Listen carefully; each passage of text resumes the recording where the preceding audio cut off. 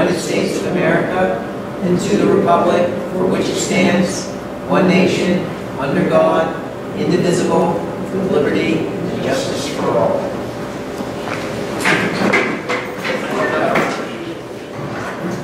Thank you all for coming this evening. Just wanted to mention one thing before we get started. I just want to talk about the status of the Morse project and inform everyone out there that we have officially been given the green light by the state to begin the design and planning process. There will be a schedule coming out shortly that will list when those meetings will be held and the topics that will be discussed at those meetings. I encourage everyone in the community who has an interest in that process to be part of it. As I keep saying, this is a once in a 80-year or once in a 100-year opportunity. Any suggestions that you may have having to do with the design of the new school, now is your chance. And you're not going to get this chance for another 80 or 100 years. So whether it's the floor covering on the gymnasium, the types of handles that we're using on the classroom doors, whether they swing in, whether they swing out, lighting, heating systems, all of those items will be discussed. Our intent is, in order to try and achieve an opening of the new high school by January of 2020, we need to complete the design process by June of this year, or June of 2017. September 2. Is that what we're shooting for? That's fine. I thought it was January. Well, in the middle of the year, we've got some pushback. Okay. It might be too much to push. So it's always in flux. But the point is, the design process is going to go from now until June. The bulk of that is going to probably happen within the next 3 to 4 months. So if it's something that you want to participate in, the time to get involved is now. In the same context, I wanted to mention I was able to attend one of the Mojave performances over the last 2 weekends ago. Enjoyed it very much. I've been to multiple Mojaves. It was well attended, and we have a wonderful theater, and that is not something that the state is going to fund us, a theater of that quality. So, along with the design of our new high school, if there are items within the school that this community values, this community wants to preserve, there is going to be a local cost to that. And we need to know up front whether or not these are things similar to Montgomery Theater, whether these are things that the community is willing to support or unwilling to support. And we'll have to raise local dollars to do that, whether it's through donations or whether it's through taxes or through a bond issue. So that also will be part of the discussion in the design process. So I encourage folks, whether it's the actual design of the school or items that the state necessarily won't fund that we would like to have in our school, now is the time to get involved. All right, on to item 5.0. We need to approve and amend the minutes. We have 2 sets of minutes. We'll begin with the minutes from October 24th, and this was our regular board meeting. Is there a motion regarding these minutes? Move to accept by Alan. Second by Lou.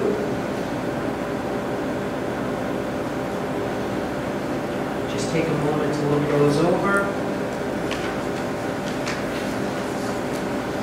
Any comments, any further discussion on those minutes?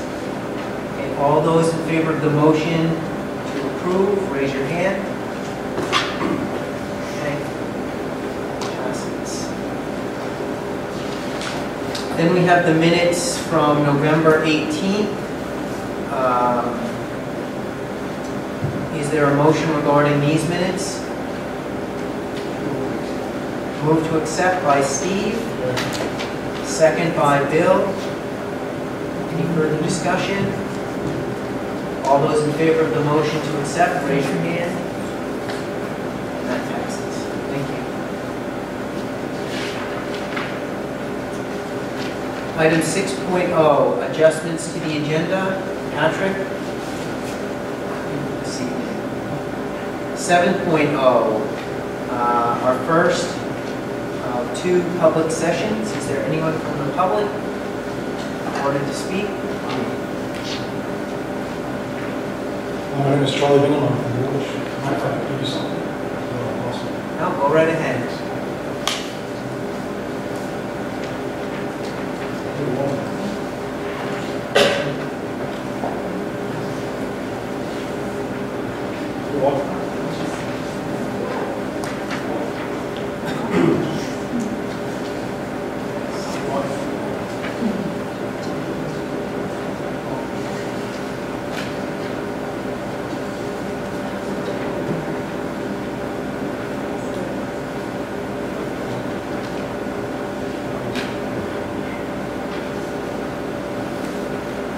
This is a little pre-test to see where we are, to see what we know. And one of the concerns I have a couple of concerns. One is I have two daughters that attend Woolwich Central School. My first question is, BMS is a full-time health teacher, and Woolwich does not have any. Why is that? And how can we change that?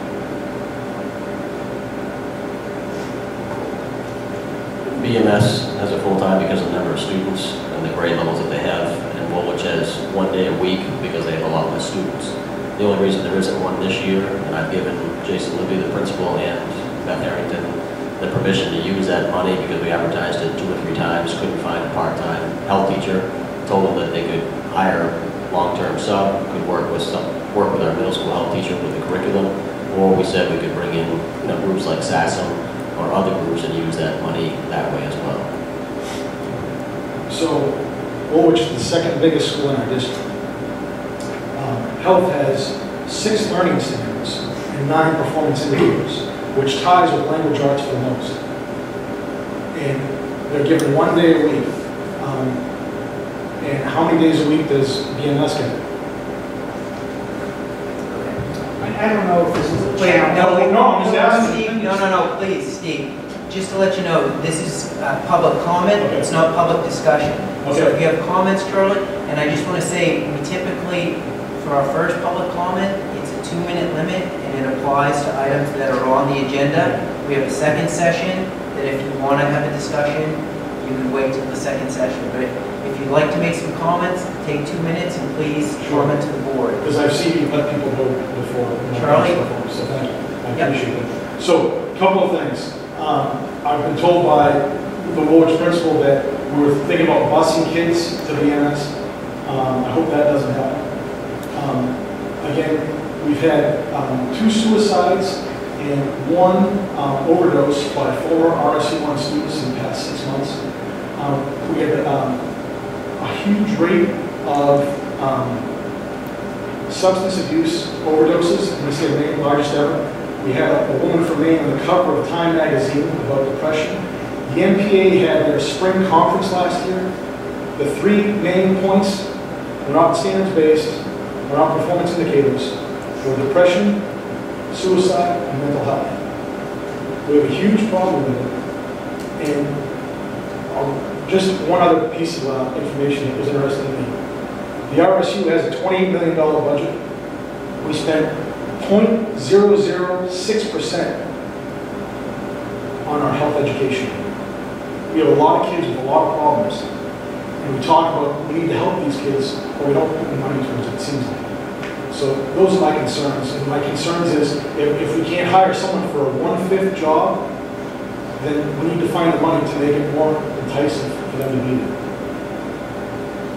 Those are my concerns. And thank you for the time. I'm sorry if I upset you.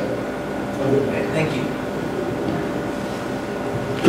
One thing I would say, Charlie, and then we can talk further, but most of what you referred to is on mental health. And so it's not just about a health educator in a classroom. It's about how, I don't have this stats with me right now and the dollar figures, But in the last couple of years, we've increased guidance counseling, we've increased social worker in the districts. We've put our PD day a month ago, or 2 months ago, was on mental health in the system. We have a community group, and you're welcome to join that community group of 30 people, from a police chief to Midcoast Hospital to Access Health. Jenna Godo's on that group.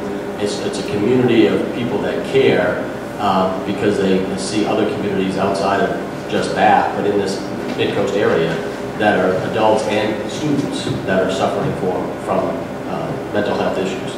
I've met with Brunswick and Mount Ararat about the VHAS data and looking at areas that maybe we're a little higher in versus areas that they're higher than we are, and kind of comparing notes. So from a mental health standpoint, I think we're trying to do more. We had a meeting, JP and Amber McGowan had a meeting with Tom Kivler, who's the behavioral specialist at Midcoast Hospital last spring, to talk about how they might be able to help us. And so we've talked with Tom a couple times about how could we utilize Midcoast and what would be the most beneficial thing for our students and families in this district with mental health. So it's, it may not be putting money to health education with teacher in this board recently, but it's about trying to make those connections so we can support our youth. Can I ask one more question? I prefer at this point, we started this discussion at 6:17, it's 22 after now. If you'd like to stick around for the second, I'd be happy to continue, but I want to move through the agenda. All right, anybody else from the public? Okay, on to committee reports. We have one this evening, the Morris High School building project update. Patrick?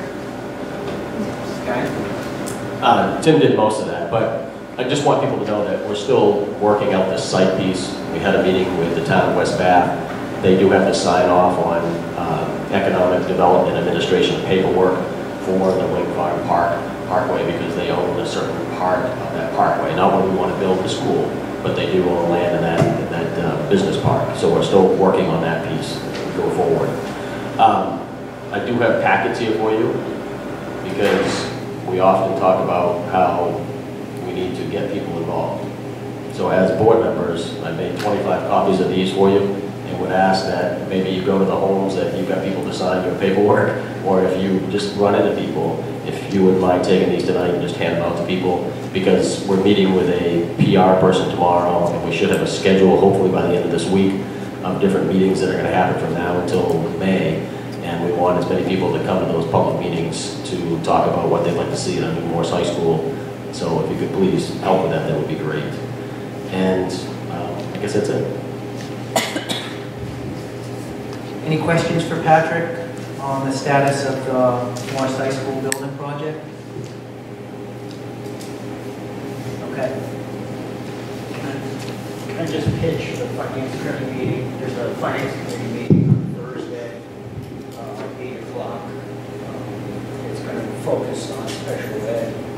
And I think Justin's report that was included in the packet for tonight's meeting raises some interesting numbers that hopefully we'll have an opportunity to discuss with Justin. So just to prepare Justin. So the meetings, even if you're not on the finance committee, you're always welcome to. And that's this Thursday at 8 o'clock? All right, item 9.0, Superintendent's report. I'll turn this back over to you. Just a couple updates. We had our special education review not too long ago, and we received some communication back from the Department of Education commending really Vicki Warner, Nancy Riggs put a lot of time in, but all of our special ed staff, and Justin meets expectations on all of our paperwork requirements. It really was more about paperwork with special education, so very positive, nothing that needed to be improved or nothing that needed to be worked on. Just a quick thing on AP scholars at the high school, and I'm just going to read this, is we had 23 students at Morris that earned AP Scholar Awards in recognition for exceptional achievement on AP exams. So we had 2 students qualified for the National AP Scholar Award by earning an average of 4 or higher on a 5-point scale on all AP exams taken and a score of 4 or higher on 8 or more of these exams. So for those of you that have taken AP classes, or it's a demanding course, and these students are former board member Isabel Kovacs and Aaron Willett, and there are only 48 Maine students that earned this award in 2016.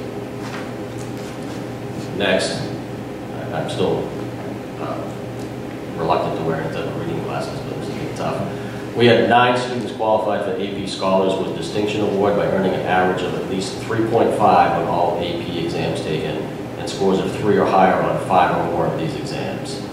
These students, I hope I get the pronunciation right of all of them, but I have Casey Bennick, Emma Berkowitz, Sean Detweiler, Amelia Franklin, Nathaniel Way, Jack Martin, Mae McGowan, Emily Platter, and Christine Sprosky. And 478 Maine students earned that award in 2016.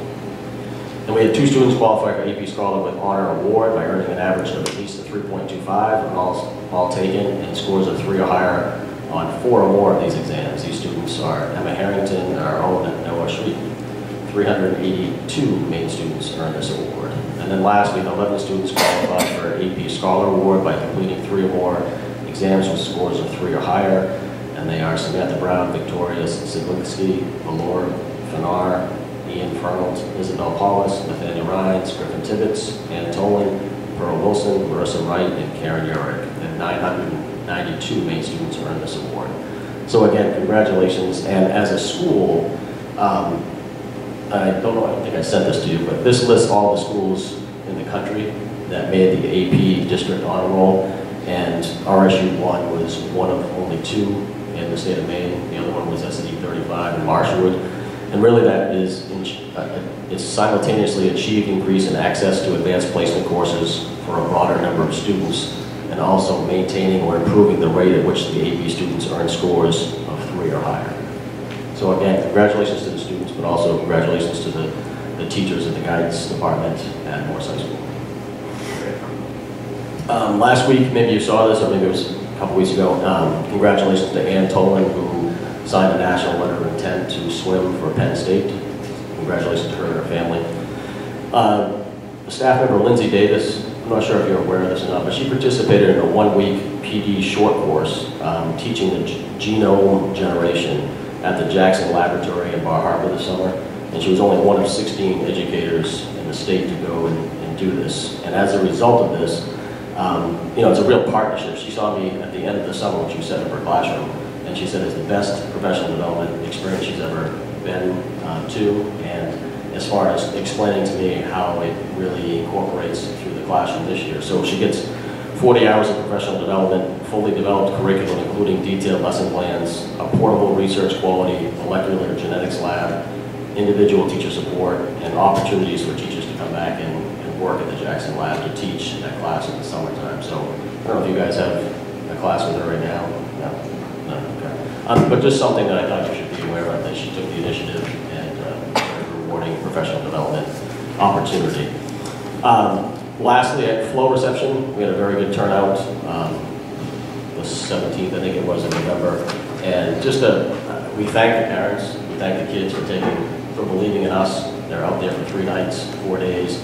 The response we got back from parents and kids this year was great. I don't quote me on these numbers, but I think it was 65% participation the first year, then it went up to 74%, and then this year it's at 82% of our students.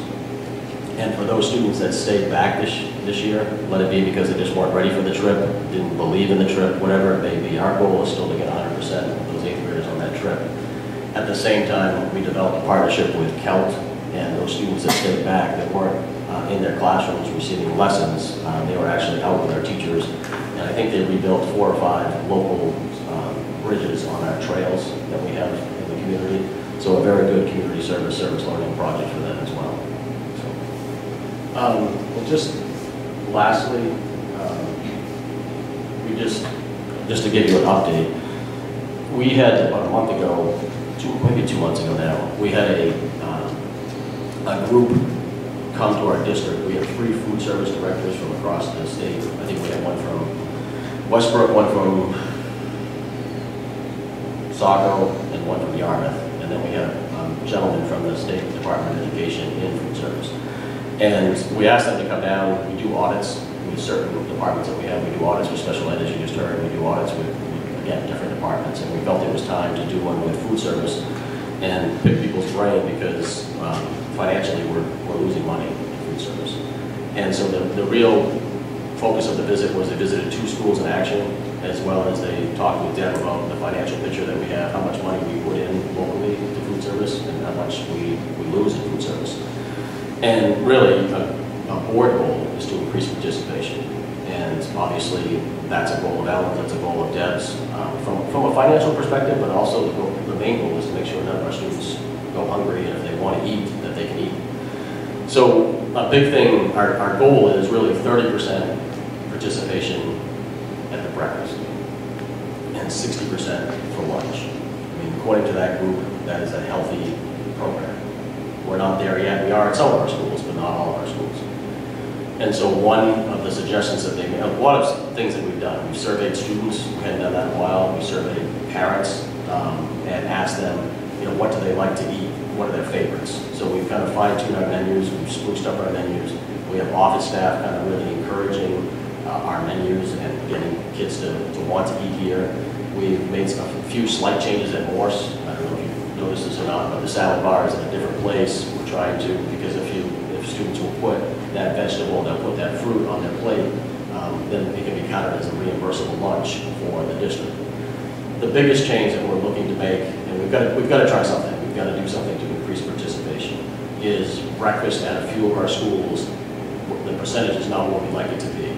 So one of the advice, well, a couple different people at that meeting, and I've talked to other school districts that are bringing the food to the kids, to the students. And so not only will we offer it at a place when they first come into the school, we'll also have our food service people have a cart and take breakfast to the students and not be intrusive to what's going on in the class, but kind of stick their head in and say, does anybody else want breakfast? It's kind of a bag style right now. We need a little bit of time to work out the logistics of it, and then we'll go back to serving, you know, more options for breakfast. But when we start on Thursday this week, it'll be more of your basic options for breakfast because we've got to work out the logistics to be fair to our own staff. But as soon as we're comfortable, which hopefully will be soon, then we'll move to, you know, more breakfast and having that variety. So we're trying to do things for lunch. We're trying to do things for breakfast to, again, increase participation because that's what we're, you know, that's the goal. So I just wanted you to be aware of that. We're going to continue to revisit it. I'm going to want to see it in action. Ellen's going to see it in action to see, you know, how that works. And our principals and our teachers so far have been very receptive to the fact that we've got to try something to try to get the food to the students because the way we've been doing it, nobody's fault. It really isn't, but we've got to find creative ways to increase participation.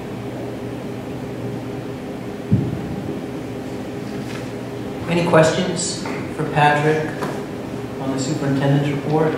Alan? I've looked at this from several different angles. I know we've got to do something different, but I have concerns. One, we're reducing the hot breakfast. There's a difference between a hot breakfast that's put in a bag and a hot breakfast that's given to them directly.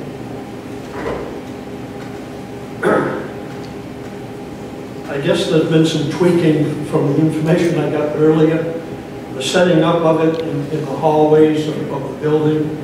This does not work in most of our schools because of having to take in the information of the kid on the computer, which is going to be in the cafeteria. It can't be switched. I'm concerned about the preparation time. I know what work goes into preparing breakfast and lunches because I spend an hour and a half every day in the kitchen. And the amount of work that's done to prepare that breakfast, put it in a bag, is going to offset what can be done in preparation to help for the lunch situation when you're short on hours that are necessary to get the job done.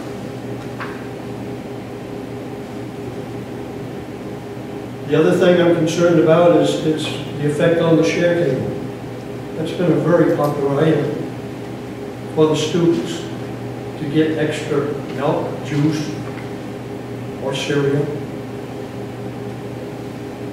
And the other concern I have, and I just can't accept if it's true, would be that there is no substitution. You either take what's in the bag or you don't get anything. I can't accept that. It's got to be an alternative.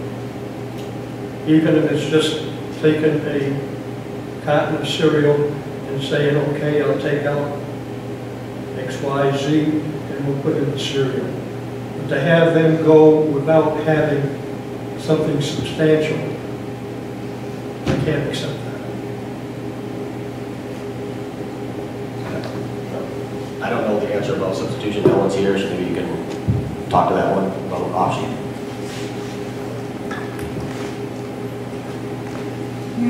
We offer 4 items, and the child has to have 3 items to make it a reimbursable breakfast. So the recommendation from the state is you put your grain in the bag with a juice. You give that to them, and beside that, you have your milk and a piece of fruit.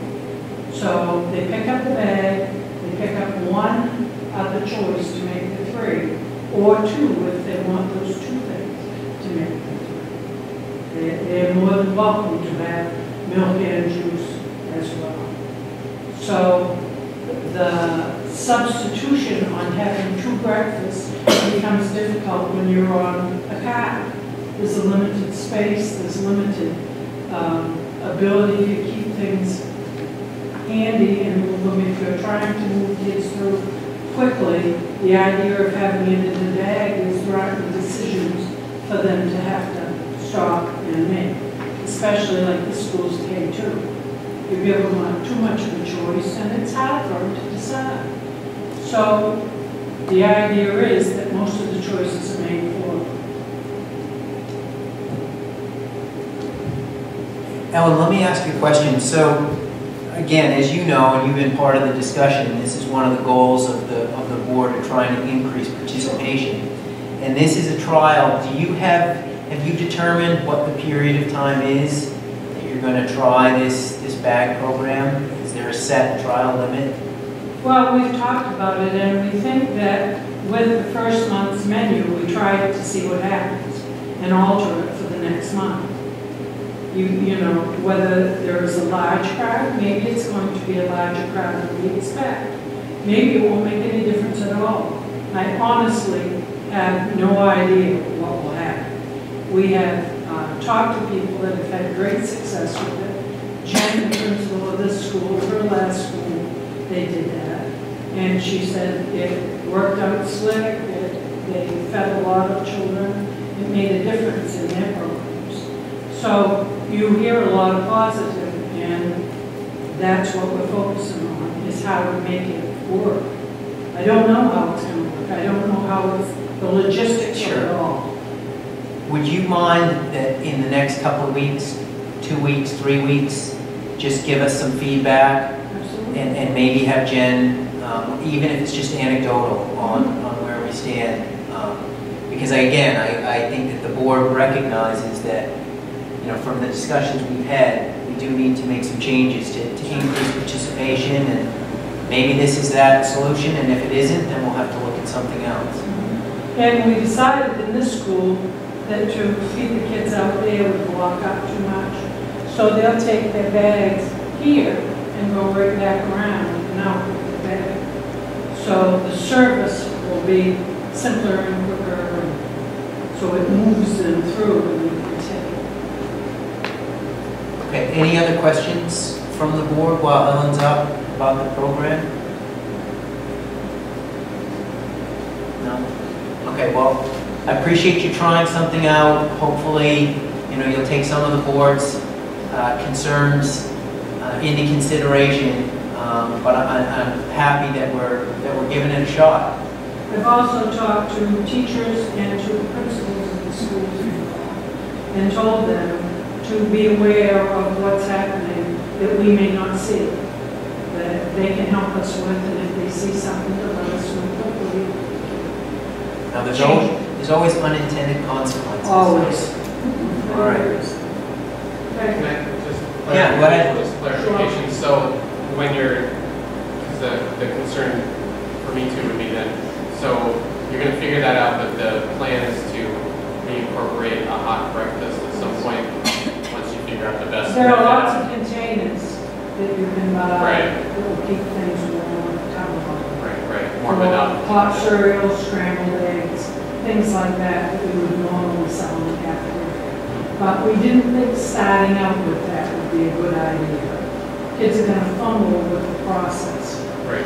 and we need to make it as easy as we can to begin. Thank you. Just ask you.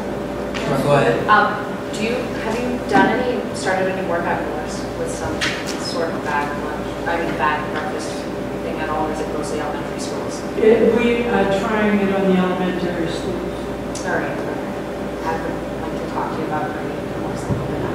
I would be glad to talk to you at any time. All right. I mean, one item we have talked about a little bit with Mr. Bennington was this one, for lack of a better term, second chance breakfast, so that maybe an hour into the day, but with more schedule, we're just trying to figure out, and then, can kids get down to the cafeteria time, get back to class, how would it work, what would you serve, but, any input you guys have would be great too. Okay, any other questions for Ellen?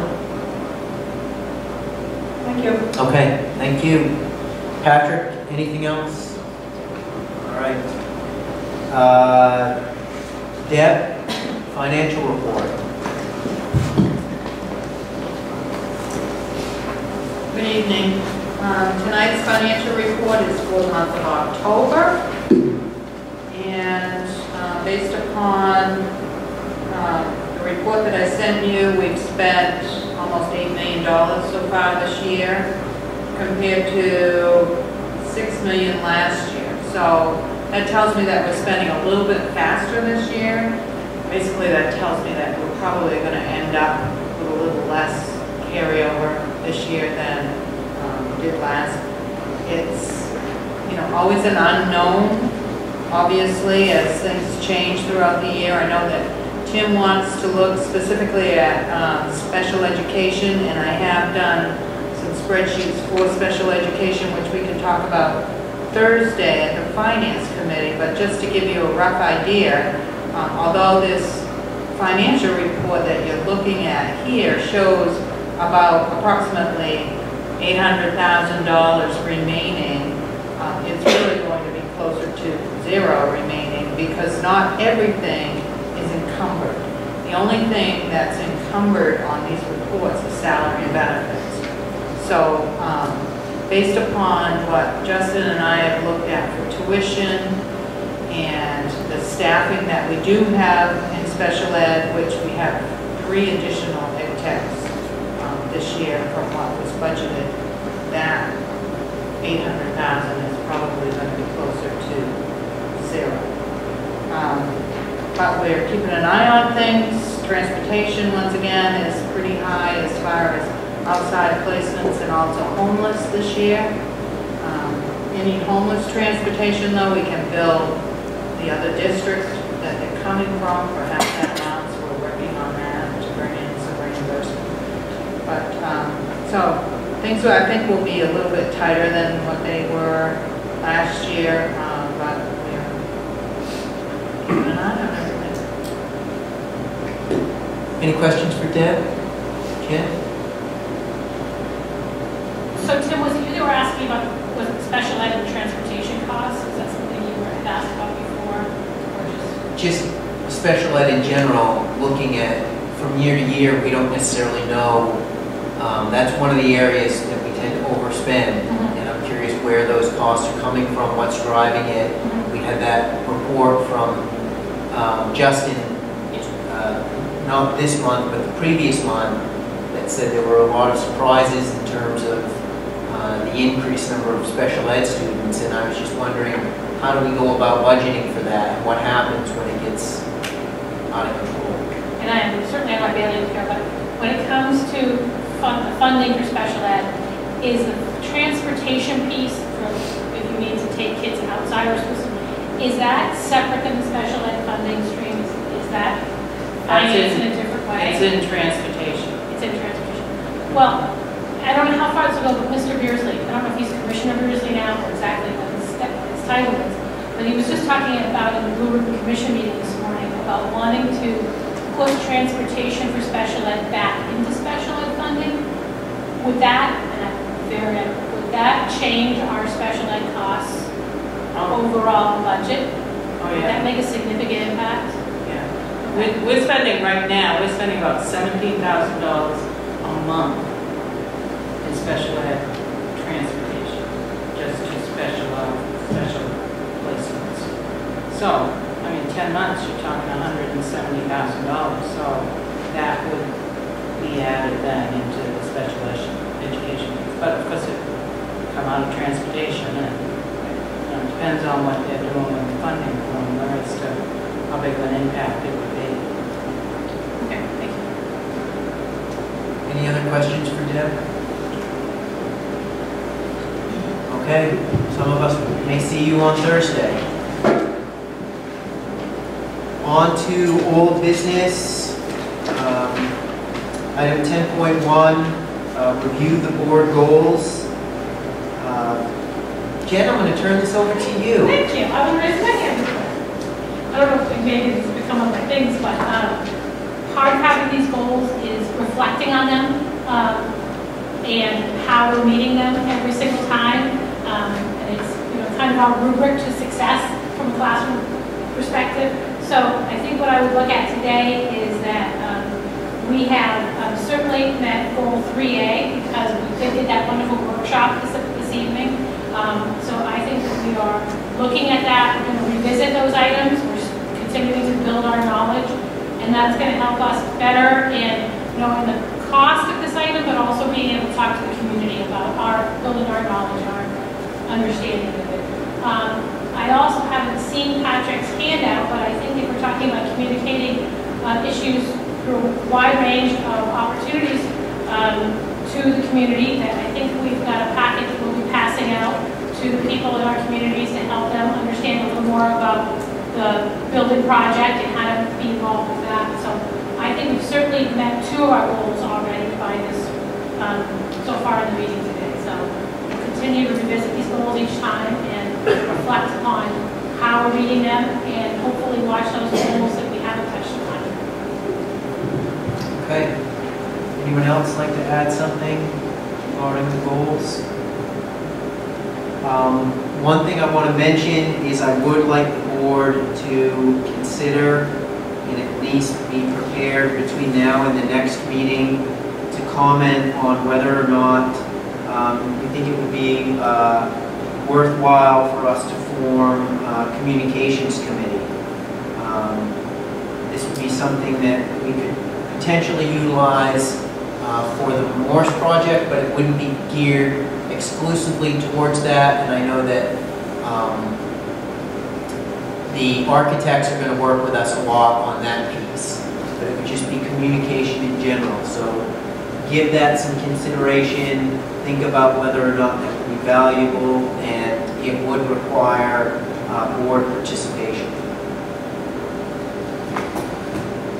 All right, we have 1 second reading tonight. That is policy JRA, student education records and information. Is there a motion regarding this policy? Move to adopt by Steve, second by Bill. Is there any further discussion on this policy? Okay, all those in favor of the motion to adopt, raise your hand. Any opposed? None opposed, that passes.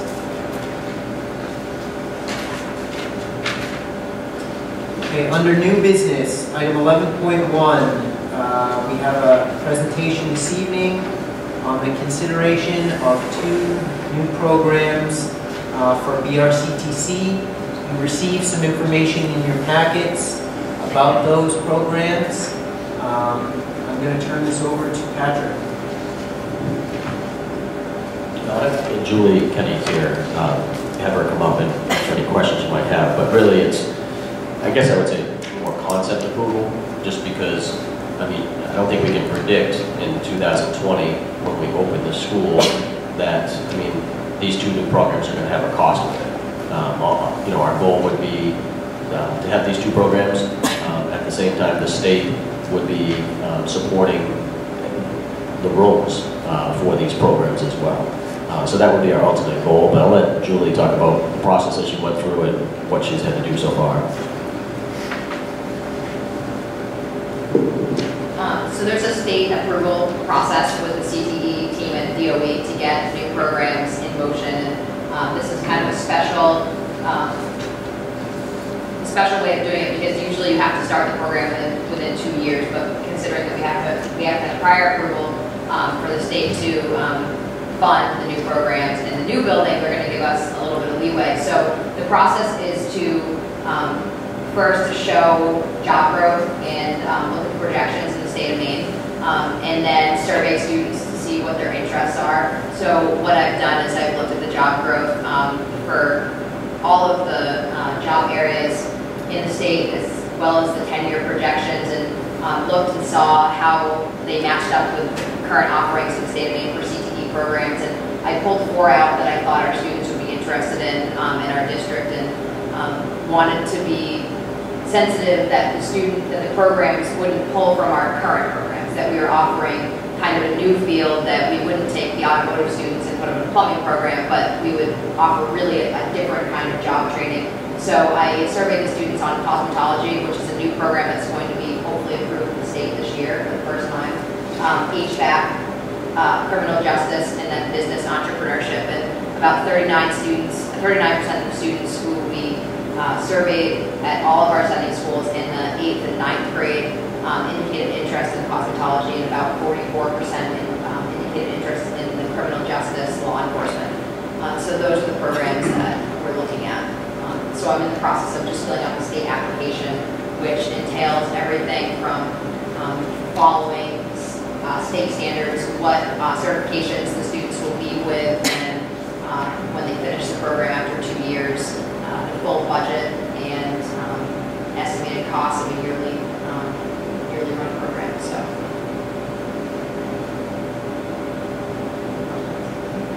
Any questions from the board?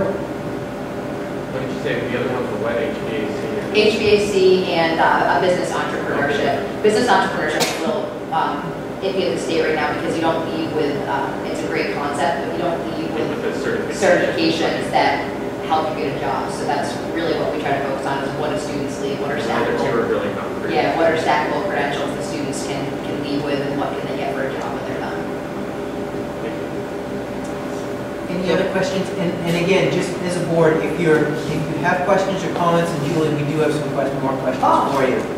Please speak into the microphone so that when it's broadcast, people can hear from you. Steve, did you have a question? Yeah, just so the reason to focus on cosmetology, and I mean, what's really driving this is sort of to get approval for, it's a space approval, or space allocation issue. Yes, so because if the landscape changes, you know, and if the industrial park down in Brunswick were to attract a very significant employer, then is there a possibility that these two choices could be, or one of these two choices might be swapped out for another choice? yeah, I think that's definitely, the biggest thing is we want to, I guess we want to build for the future is the idea. So if we get that space allocation, and this is, and then something changes in the area, there's no reason we just have to go through the whole process again. But if we don't offer it, there's nothing saying we have to offer it. If we don't offer it, the space will be there to expand with whatever the needs are in our community. We just have to go through the same process again, which is minimal. And just because you're here, this is not a question on these two offerings, but there have been discussions between other tech centers and the industrial to build a facility out there. Are we part of that discussion at all? And I didn't catch it. To locate a tech facility at the industrial park. I don't know if it's the amount of year-round conversation. I can't remember where they. No, so you're talking Brunswick Landing. Is that what you're talking about when you say industrial park? Yeah, Brunswick, yeah. Yeah, I mean, I think there has been some preliminary discussions on Region, is it 10? Region 10, Yeah, it's Brunswick, Mount Ararat, and Freeport, about the possibility of, having a tech center that is all day long, being kind of a school by itself for the students from those three communities. So we were involved in those discussions at the beginning, but at the same time, we have a state-supported project that's coming with a vocational center, and we serve, the Booth Bay, Wisconsin, Lincoln Academy students as well. So, but I know those conversations are going on over there. Any other questions for Julie? I just have one, maybe a couple. So, what was it that prompted you to survey the students, and what prompted you to think about increasing offerings? And I ask that in the context of, I know that over the past half a dozen years, we've added some programs, we've eliminated some programs. Probably 4 or 5 years ago, we went through a very thorough reassessment of all the programming that we have. And I know that the BRCTC, it's a sensitive issue in the community, it's a sensitive issue to the board when we look at enrollment in programs and supporting programs where there's limited enrollment. And so what is it that prompted you to start considering adding additional programming? Sure. I think part of it is building for the future, that I think if we don't take advantage of the opportunity to get space right now, especially with the cosmetology program being offered in the state, we want to be on board with that, because that's something our high school students in state have never been able to access before. So if we don't build space for that, we're never going to have a space for it. So I think that was a big kind of something driving it. The other thing is also that the goal is to offer really different pathways to careers that we don't offer. Like, we don't have a criminal justice offering right now. So the idea would be it would serve a need that's not being met to those students. It would get a new student that we currently don't already access. So part of it's building for the future, and part of it is really just seeking out what's going to be happening next. The other thing is dual enrollments at the community colleges are growing rapidly. These programs all will have access to dual enrollments. The more dual enrollments we can offer to our students to leave college credits, invaluable. So I think especially when we move into a new high school and we're working together with Morris High School, I think it's important that we're offering what they want and what our community needs. That answer? It does. I mean, it sounds to me that it really at this point is a function of getting that additional space allocated in the new high school that the state is willing to fund. And if we have the space, then we have the ability to offer additional programs. If we don't have the space, we don't have that opportunity. Right. As a board, we're a long way off from approving additional programs, and I think that there are some other programs also that we may have eliminated because of lack of space or inadequate space that we may want to consider. Composites, I think, was one that was a program that had potential. There was work also being done by some businesses at Brunswick Landing, but due to some ventilation issues and other issues, we had to eliminate that program in the district, not totally because of enrollment, but enrollment was a concern. Enrollment was, and it goes back to, like, if you look at the job projections, the composite teams, we have it so in our local community, there's very few jobs and there's very little job growth actually, and the 10-year projections don't, like, we looked at all those, they don't really support the need for training that many students. The other thing is enrollment is really based on if students can access it in their schedule, and so some of those programs are really hard for students to access because they're going to have to drop something if they're sending high school to come take composites. And That's something when you're thinking about how a student is going to fill their schedule over 4 years, you have to take in consideration, are these students that want to pursue engineering like fields when we already have a pre-engineering program, are they going to want to drop their AP classes to come take a BRCC composite? So I guess we're trying to balance what students need and what they're actually going to access. It's a big chunk of their schedule to come over to BRCTC, so, but I can understand the thoughts around the problem. Okay, thank you. Oh, Ken? So are you at the point where you could identify what kind of certification or what pathway the students would take with the criminal justice? Would the curriculum be coordinated with the Criminal Justice Academy? So the standards of the Criminal Justice Academy, you can't be certified, you can't become a police officer until you're 21 or 22, is it? But you could get some of the safe handling certifications. You would get your CPR and your first aid. They could learn to do traffic controlling, and they'd be able to be security officers while they were waiting to get their certifications, but it would follow the main Criminal Justice Academy program standards. So.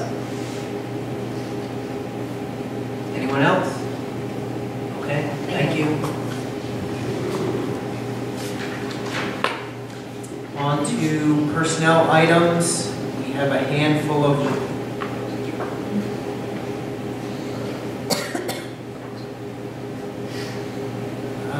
Patrick just indicated to me that this is an action item. Again, I would say more of a concept that we'd like to move this direction, so we truly move forward with the work. And then as we build the new high school location center, the Department of Education has that, so they, when they're talking about space allocation, they can choose one. If you're not comfortable with this meeting, you want more information, you can say, in December.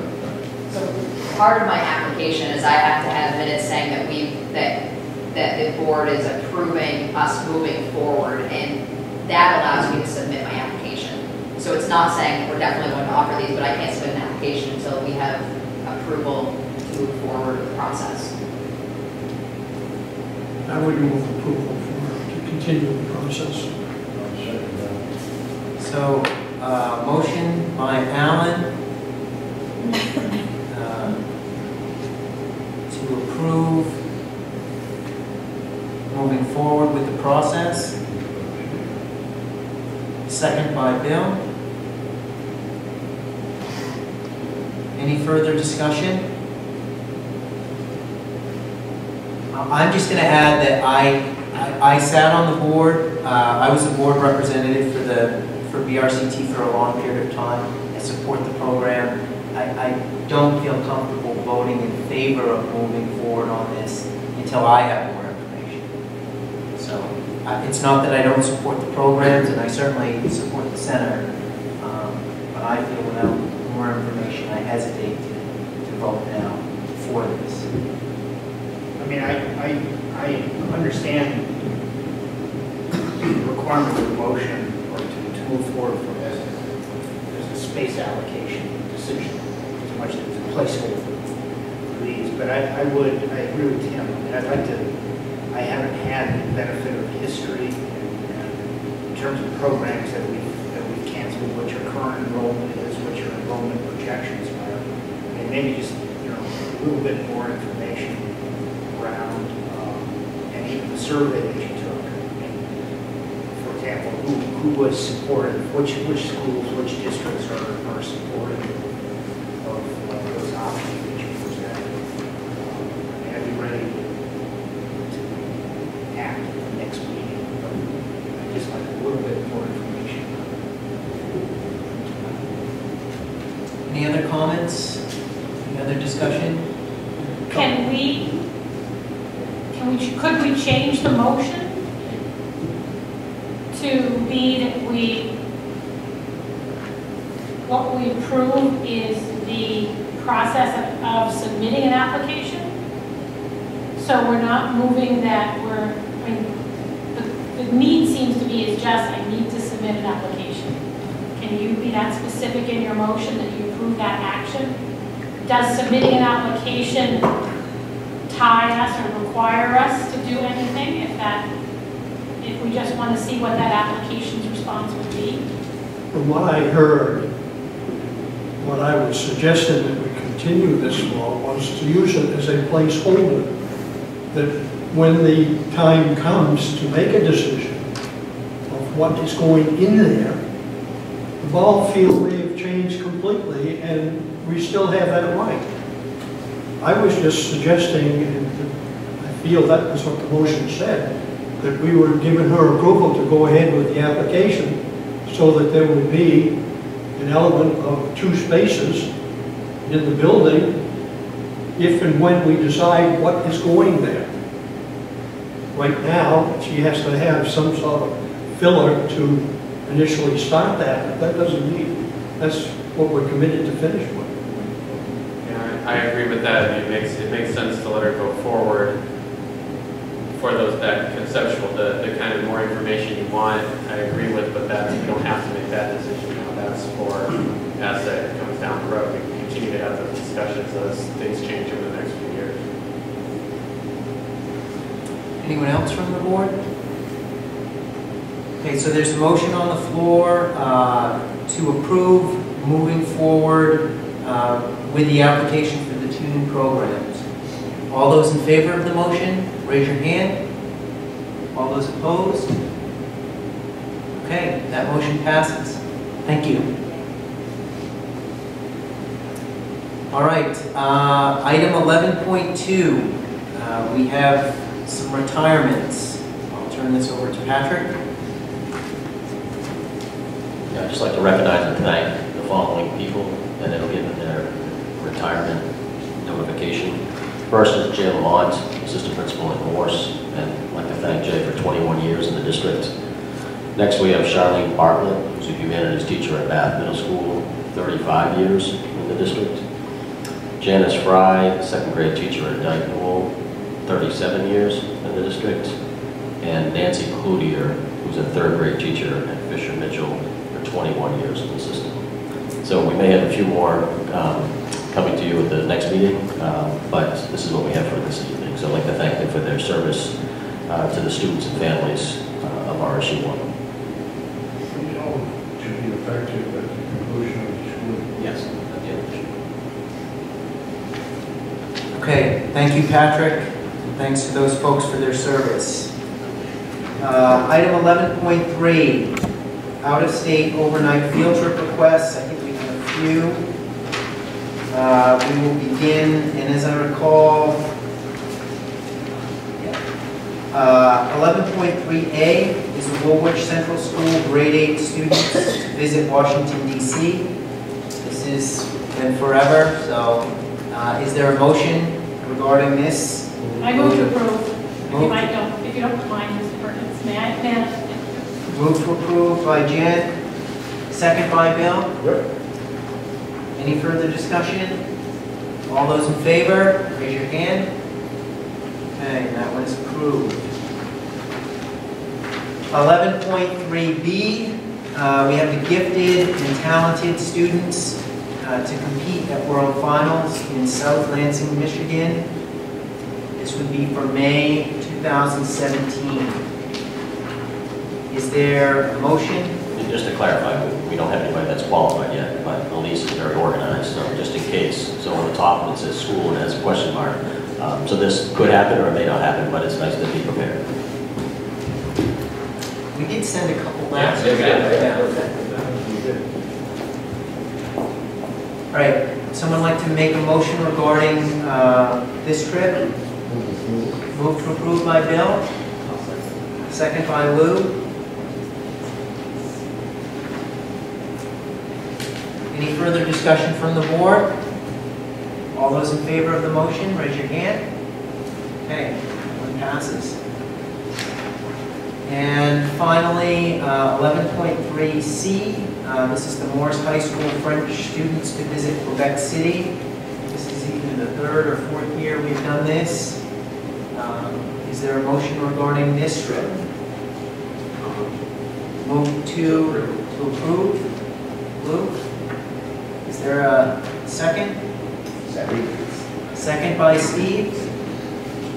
Further discussion? All those in favor? Raise your hand. Okay, that motion passes. All right, I'll now open the floor to our second public comment section. Thank you, Charlie, for waiting. The floor is yours. Thanks. A couple of things on your pretest, just for your knowledge. 80s are all the state averages. These are the RSU scores. So you can compare those if you're interested. A couple of things, and I didn't want to bring up, if you brought it up, you brought up Brunswick and Mount Ararat. Brunswick Junior High has 2 health teachers. Mount Ararat Middle School has 2 health teachers, I believe. And the numbers of those schools have dropped considerably. I know the starting number at Brunswick High School this year was 705, and I know the junior high is down to, because Brunswick used to be 1100. So the starting number Brunswick was at 705. So the numbers have dropped, and they still keep the health. And going back to what you talked about, you have things from SAS and Navy, and all those people come in and do one-day presentations.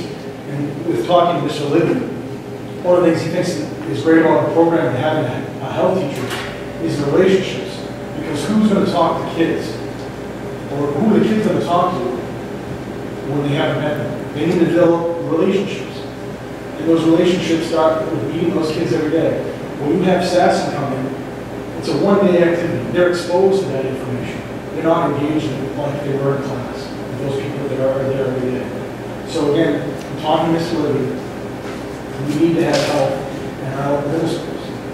And the numbers aren't that much different from EMS to Woolwich. And the data we have is not good. It really isn't. The other thing is, how come my children meet these standards when we're supposed to be proficiency-based or standards-based? When my kids don't even have the opportunity to do those standards. Are they going to have an assessment this year?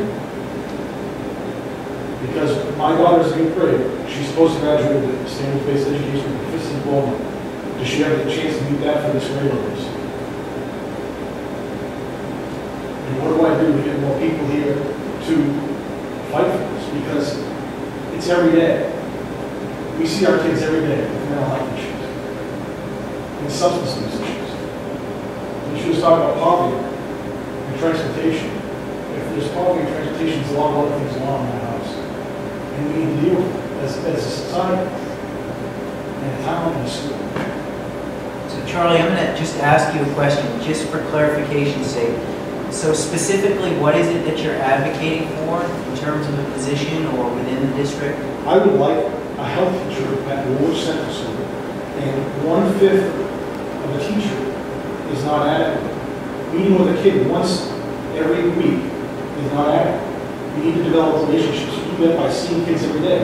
At BMS, they see those kids every day for a semester. We can argue whether a semester is good enough either, but at least they're seeing those kids every day for a semester. I believe there's around 50 kids in the 8th grade. I think that's around 45 in the 7th and the 6th grades at Woolwich. And so all those kids need to be educated now. And I know even at BMS, the 8th graders aren't having help this year. I don't know who made that decision, but it's just 6th graders and 7th graders. I don't know why 8th graders, when they're up next year, I'm not quite sure. But we need to have health education in our schools. Because nothing's going to change if we don't. We're just putting the end-days on things. Any other questions? I don't. Anyone from the board? Just to add on to that, I would say that I think it definitely, I've taken health at high school as a requirement for all high schoolers. And all these schools are going to funnel into Morse at some point. Well, most, almost all students do. But really, health in high school is beneficial, but it's too late. Really, some of the facts on this sheet, if you see a lot of these kids have been exposed or have been starting before they entered high school, and they've already built these habits, and they've already seen it growing up. So really, I think there's a need to target from a younger age, not just focus all the efforts where it really is like a true everyday course at Morse. I think it is something that we need to focus that much attention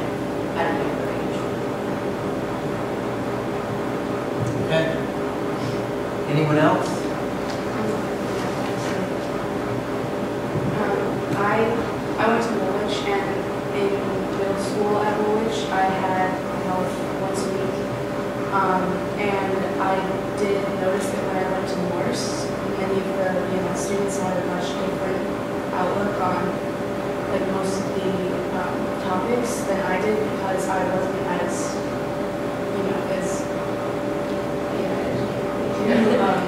as they were in some of the topics. And that will vary from family to family, but that is something that, I mean, I personally think that it's important for kids to have a health education from a younger age, because as they get older and as they feel more independent, they will, do things before they get into high school education. Okay. Anyone else? All right, well, again, Charlie, thank you. We've had these discussions before. I think you know, and I think you recognize that health education is important to the board. I think we've made strides in the past couple of years, and this is certainly, something that we'll take a look at. As you know, any programming that we add to the district comes at a cost, whether it's cutting something in order to accommodate something else or making, additions. But I appreciate this input, and I suspect we'll continue to have these conversations as we move forward. Thank you. And my only concern is what's going to happen this in the first days. We can ask our administrators, and we can try and get some feedback specifically, both from BMS and from Woolwich. I can ask them to report back in next month's meeting, but as you said, there have been decisions that have been made at the administrative level.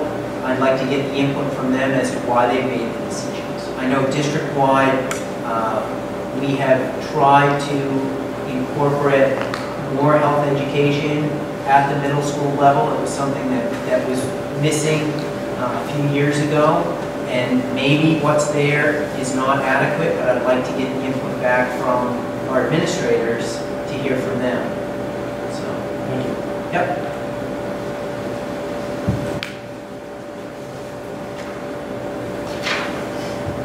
All right, item 13.0, set our next meeting dates and location.